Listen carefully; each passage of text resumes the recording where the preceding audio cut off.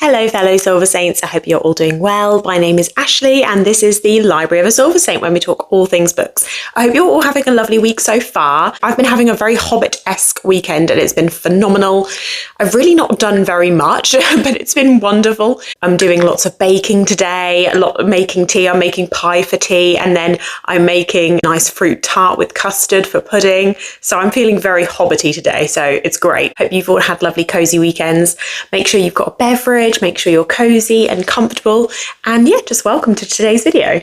Come sit with me. Now, if you watched my video that I posted earlier on in the week, you will know that I have decided, rather than do monthly reading wrap-ups, I wanted to do weekly wrap-ups instead, so that I can kind of keep you up to date with what I'm reading sort of weekly, and just give you some updates of what I'm currently reading, and so you can kind of be on the journey with me. I can update you if I've started something new or finished anything, and it might just be a bit easier for me to stay on top of rather than trying to squish it all into a monthly wrap-up. I might still do some form of monthly wrap-up, but just maybe rather than going through every single book that month, I thought at least if I do it weekly, you'll get the updates a bit better and you can kind of be on that journey with me. So in today's video, I just wanted to go through everything that I've been reading this week, just give you a bit of a weekly wrap up and also chat about actually some other things as well. But I'll talk about that later. The first book that I'm going to mention is that I have been continuing reading My Friends by Fredrik Backman. I'm reading this with my partner at the moment. We're kind of buddy reading it. We're both fans of Fredrik Backman's work. We both love A Man Called Ove. I'm yet to get my partner to read a couple of his other books. We've both read A Man Called Ove and Beartown and love them both. I've read Anxious People. I'm trying to convince him to read Anxious People as well. But when I received My Friends, sort of in the post, I said, should we read it together? And so that's what we're doing. So we are, I think we just crossed the halfway mark the other day. We're going very slowly, only doing like a chapter, sometimes 2 a day. Sometimes we miss it if we're sort of passing ships in the night, you know, with work and everything. But we're reading sort of a chapter or so a day if we can. I'm really enjoying this one so far. From what we can gather, this is kind of set in 2 time frames. So we predominantly start with in the present day with a character, and she, oh goodness me, what's her name? Louisa. So we're with Louisa. She's 18 years old. She essentially has always, she's an orphan, and she's been in a sort of foster care with her friend Fish, and her friend Fish has passed away. We know that much. Louisa has always been really into art and she adores a painting, and the painting is called A Painting of the Sea. Louisa ends up befriending the artist, who is actually an incredibly famous artist, of the painting that she loves, The Painting of the Sea. And the artist is really poorly and decides and chooses to leave his painting to Louisa. And then Louisa befriends the artist's friend, and we learn all about the artist's life whilst Louisa is talking to the artist's friend about him. And they find out that actually they all have quite a lot in common. So the artist's friend sort of befriends Louisa, and they have this kind of joint relationship where they've both lost somebody important. The artist's friend loses the artist, Louisa has lost Fish, and so they both sort of strike up this friendship, both through the sort of a mutual loss and some mutual grief. And Louisa learns all about the artist's life and what it was like growing up with his friends. So we learn about his friends, and it's really beautiful. One thing I love about Fredrik's writing is he just writes about humans just so beautifully. Like I say, the most mundane scenarios, the most seemingly average and normal things, but he just writes about them so profoundly and so beautifully. And it's incredibly moving, incredibly emotional, but they're also so light-hearted and warm at the same time. You need that because of how emotional they are. But we're really enjoying this so far. Like I say, we're about halfway through. There are some moments where we're finding that Fredrik is sort of repeating himself a few times, but I think that is very much the nature of him as an author. But yeah, I'm interested to see where it goes, and we're enjoying this. So we're still working through My Friends by Fredrik Backman. Another book that I have started this week, and in fact I started it this weekend, is I finally started The Fellowship of the Ring by J.R.R. Tolkien. We are doing a read-along. Me, Abby, and Imi are doing a read-along of this on Discord. I'll put the link in the description box below if you'd like to become a part of it, if you'd like to come join us. We're having so much fun. Last month we did The Hobbit. This month we're doing The Fellowship Fellowship of the Ring, and then next month we will be doing The Two Towers. I started this properly this morning. I read a few pages last weekend but didn't get to properly start it, so I started it properly this morning, and I'm just adoring it. I think I'm about nearly up to chapter 3. This is definitely different to The Hobbit. The Hobbit is very much a children's book, and so the tone is very different. The lore in this and the descriptions and just the history of Middle-earth that's sort of seeping through is just immaculate. This is just everything that I wanted it to be and more, and I'm only a couple of chapters in. I'm loving every moment of this so far. I'm mainly physically reading this, but may switch to audio every now and then because the narration is done by Andy Serkis, and I know that his narration is incredible because I listen to The Hobbit as well, and so I might switch to audio every now and then just to be able to hear his voice, but generally I'm going to be physically reading this, and I'm just doing some little tabs along the way, sort of plot, characters, quotes, anything that's kind of relevant, and then lore and world building as well. I'm really enjoying doing that, really enjoying using my cute Fellowship of the Ring bookmark that Abby got me, and I'm just having the most incredible time. This is just, as I say, it's just beautiful, and it's really interesting because I feel like so many people say the films are so much better than books, but I feel like you can't compare them. They're so different. They're so different. But this is just everything. This is just absolutely sublime. It's perfect autumnal reading, and I'm having the best time, so I can't wait to carry on with that this week. Also started this week, me and Abby, Books and Three Cats, have started a buddy read, a very, very autumnal, gothic, spooky season buddy read, and that is Dracula by Bram Stoker. We are doing a chapter a day of this, so taking it really slowly, and I made myself laugh. I bought some clothing from a brand called Disturbia, and their labels are in the shape of coffins, and I just thought, that is perfect. I've got to use it as a bookmark because it just, for Dracula, it just works perfect. So we are doing a chapter of this a day, and I'm utterly adoring this. I'm really enjoying reading it. It's so accessible. I always have this fear when it comes to classics that they're going to be rather inaccessible and that I'm going to struggle with some of the language that is being used, but this reads remarkably modern. It doesn't read like, you can tell it's a classic and you know it's a classic, but it isn't inaccessible at all. It reads and flows really, really beautifully and really easily. I'm really loving this so far, and I'm loving having conversations about every chapter with Abby. So far, it's typical, isn't it? It's meant to be a spooky book, and it definitely is. But so far, Abby and I are just cackling at it at the moment because there are a few moments where it's very unserious. And I've been underlining some moments. Abby and I have been particularly giggling at one part. I'm so sorry if you don't want Dracula spoilers, but I'm pretty sure most people know the story of Dracula. But there are some moments where Dracula is described as like leaving his castle out the window, because this is all told in sort of diary entry by a man called Jonathan Harker, who is sent as Dracula's solicitor to go and, help Dracula with his affairs of buying a property in England. And so he's sent to go and spend some time with Count Dracula. And he's noticing that things aren't great. He's starting to notice that things like Dracula doesn't come out in the daytime. And he's noticing that Dracula doesn't eat normal meals or doesn't eat at all. And there was one moment in the book where Dracula spoke to him, and I'm trying to remember what he said, but it made me giggle so much because it just seems so... Oh, here it is. I pray you be seated and sup how you please. You will, I trust, excuse me that I do not join you, but I have dined already and I do not sup. And it just made me giggle. I don't know why it's making me giggle so much, but it just reads so unserious. But there was another part that we noticed that made us laugh so much. Jonathan's character is watching Count Dracula, and at one point Count Dracula goes out of his window and like scrambles down the wall on all fours, and he's described as doing it like a lizard, and I just had this hilarious image of like Count Dracula moving like a lizard down the wall. If you've ever been on holiday and you see the little lizards go up the walls. I just had this image of Dracula doing that. So at the moment, it's not freaking me out as much as it's making me giggle.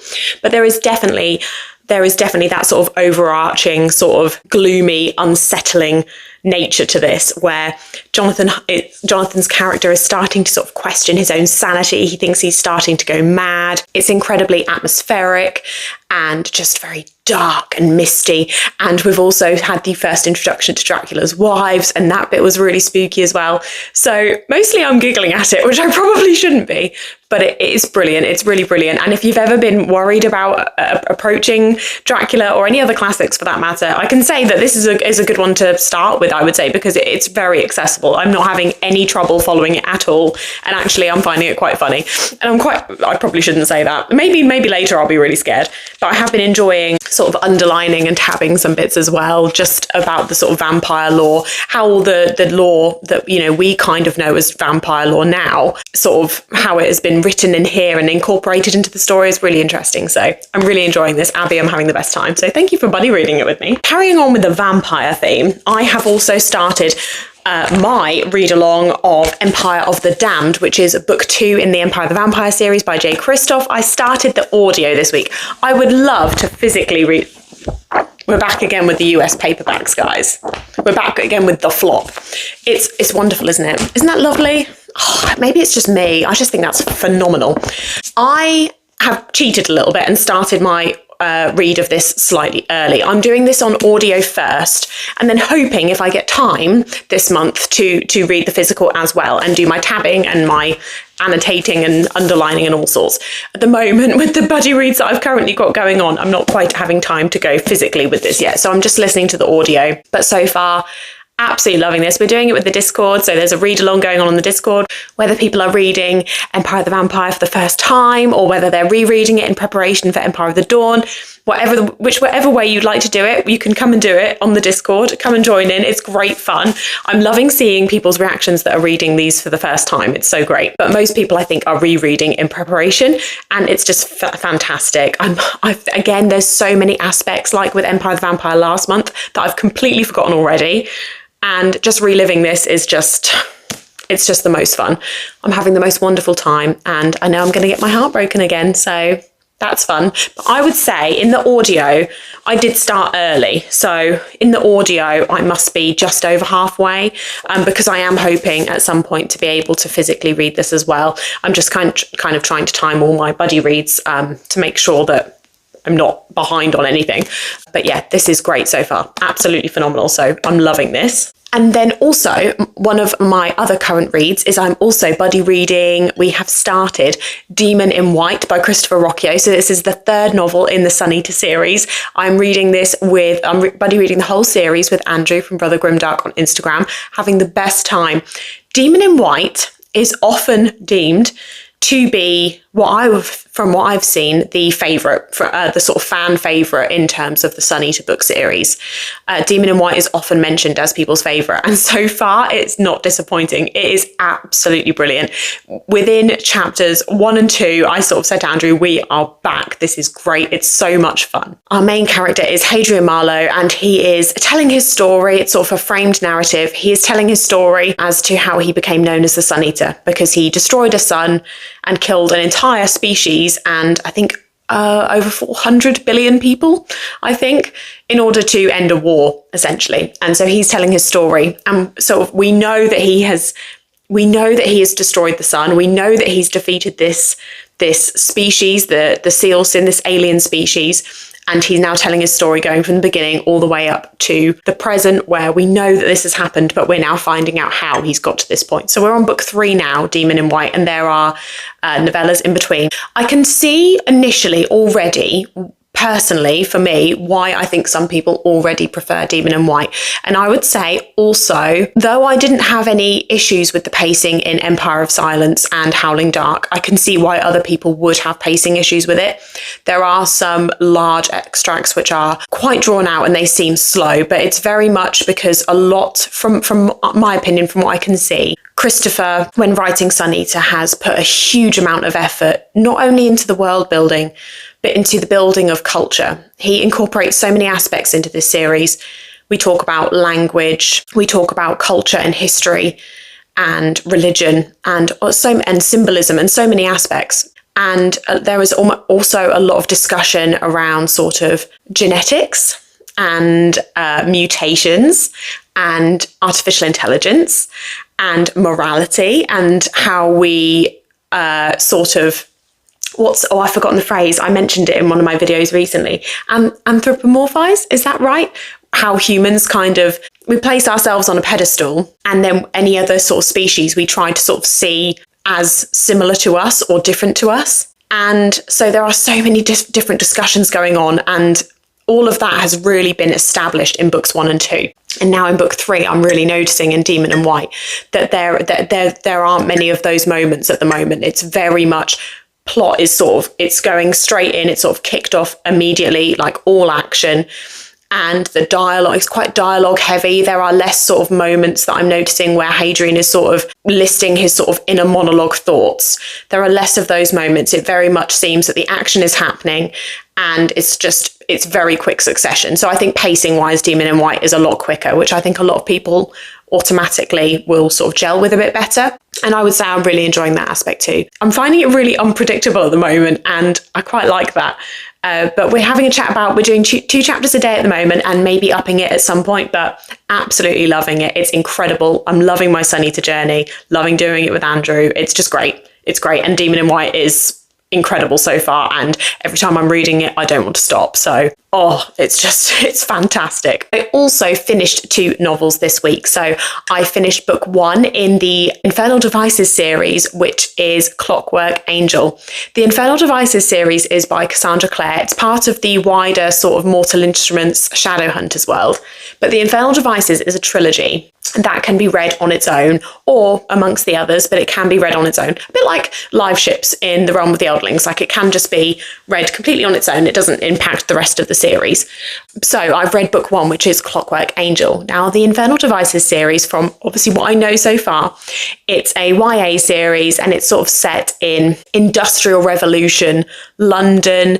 We have a girl called Tessa, and Tessa she's no longer, her parents are no longer around, so she is an orphan, and she finds herself being kidnapped by these strange women, and they train her to be able to use an ability, to develop an ability that she has already that's kind of innate in her, where she can transform herself physically into another person. And Tessa is found and rescued by a character called Will Herondale, who we find out is a member of the sort of Shadowhunters League, in the, like, a sort of hidden collaboration of people who sort of are part of a demon world, but on the good side. The Shadowhunters are noticing that women are being murdered, and when Will is on the sort of trail to find out why these women are being murdered, he finds one and finds Tessa there. He brings her with him back to their main station, where their sort of base, and introduces her to the rest of the Shadowhunters. In this world, you've kind of got sort of vampires and werewolves, and in this series in particular, you've got sort of clockwork creatures as well, clockwork sort of like robotic humanoids, which are really interesting. And Will and the other Shadowhunters are kind of working with Tessa to help her, because they could use her, because her ability to change her physical appearance is quite impressive, and they could use that. But also they're willing to help her because Tessa's brother has gone missing, and they are going to help Tessa find her brother, and they believe that her brother may be part of a wider conspiracy. So that's where it is, and already I'm just adoring it. The sort of the atmosphere, the world of sort of industrial London is just so fun. The characters are really fun. I love the abilities, all of the sort of different creatures of, the vampires, the werewolves, all these demons, and the demon hunting is just so much fun. And there is also a hint of a bit of a love triangle between Tessa, Will, and another character called Jem, who is a really sweet character as well. I'm so sad that I didn't discover this series when I was younger, because I would have absolutely devoured it. I'm still loving it now, but I think it would just be... It's a very nostalgic series for so many people, and I kind of missed that because I didn't read it when I was younger, but I'm absolutely loving reading it now. And I was messaging Abby and Abby when I was reading it, like giving them updates, and it was so much fun. I love book 1, and I can't wait to read book 2, which is Clockwork Prince or Clockwork Princess. I think it might be Clockwork Prince. And then the final book that I'm going to talk about this week, I finished a book this morning, and that was Nocticadia by Keri This is a slightly different one for me. This is a dark academic steamy horror mystery thriller book. Yeah, it's a bit of a mishmash. It's a bit of everything. And I've heard so many people talking about Keri Lake as an author recently because one of her new books, Eldritch, has just been released, which I believe is a sequel to another book called Anathema, both of which I've not read. But so many people, particularly Ray, what Ray reads on Instagram, loves Nocticadia. And I think she said she'd reread it twice this year already. Really recommended it. So I thought I would give it a go. And basically this is it's a standalone, and our main character is called Lilia. Lilia, her mum has passed away and they've ruled it as a suicide, but Lilia is pretty certain that her mum passed away due to some sort of parasite, because she has visions of when her mum was dying that her mum had sort of these worms sort of exiting her body. If you're not a big fan, if you don't do very well with worms and creepy crawlies, I probably wouldn't read this one. I'll probably give this one a skip. But anyway, so there's a mystery around that. Lilia is living with her stepfather, her mum's husband, and they don't have a lot of money. And Lilia's younger sister is sort of really suffering heavily from PTSD from the passing of their mum. The younger sister was one that found her.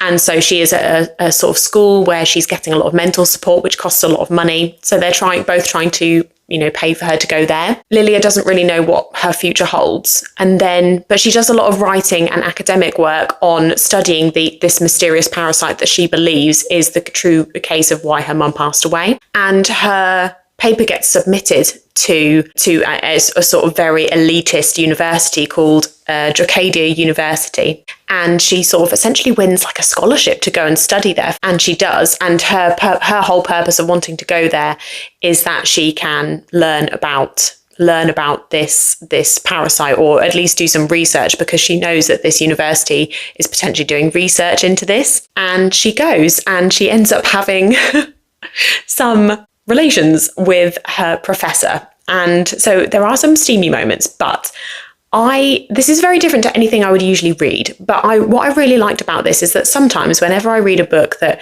has a heavier focus on spice, it can sometimes read to me as a little bit cheesy. And sometimes I really struggle to get past that in the writing. I don't enjoy it. However, with this book, I found that the plot itself was so strong. The world building was excellent. It really brought those sort of dark academia vibes. It really felt like being in a cold, old sort of university hall with like candlelit halls and cozy libraries with sort of red velvet chairs. It felt very, very cozy.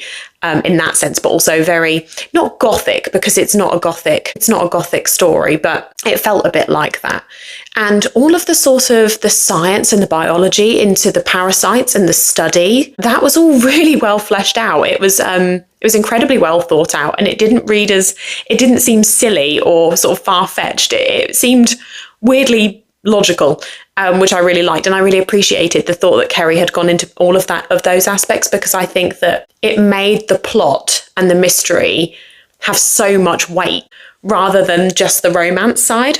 And then in terms of the romance and the spice, there was a huge amount of tension, and I found that quite delicious to read, actually. It was very tense, and the build-up took a really long time, which in terms of sort of anything remotely sort of romantic or spicy, generally, the moment the main characters sort of fall for each other and everything starts to happen, I start to lose interest.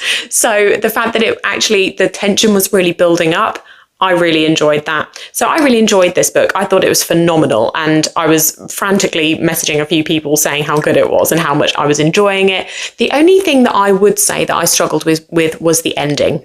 The ending felt slightly rushed, and there were a couple of aspects where I felt like I've read an ending like this before in a few other books. It just felt a little bit, like I'd read it before.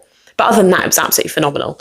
That's my little reading update. That is everything that I've been reading this week. There's a little update on everything I have been reading, what I've started, what I've finished, what I'm in between at the moment. And maybe as a treat to myself, I might open Berserk Volume 9 tonight if I want to treat myself, because, well, I think I deserve it.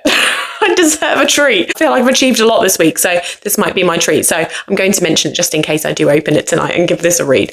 But yeah, so that's everything I've been reading this week. I said I was actually going to give you a couple of other updates. So I was going to give a couple of updates. I've recently restarted playing God of War Ragnarok on my PlayStation 5, which is the best decision I've made in a while. I've not been playing on my PlayStation in ages and I really missed it. And I thought, you know what, I'm going to go back in with a replay. So I'm replaying God of War Ragnarok, being Kratos, having the best time. If you've played God of War, please let me know what your thoughts are, because I absolutely adore this series.